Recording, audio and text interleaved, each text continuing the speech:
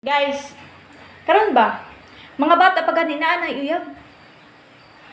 Di gani ka ba lumuhugas og plato? Di ka ba lumulaba sa ilang mga abado? Unya gauyab-uyab. Ginoo ko. Mga bata pa gani. Guys, ayaw sa mo uyab-uyab, pwede ba? Kung di ka mo gusto na masakitan. Pero naara na sa inyo kung unsa imong gusto basta nag-ingon ra ko sa inyo ha.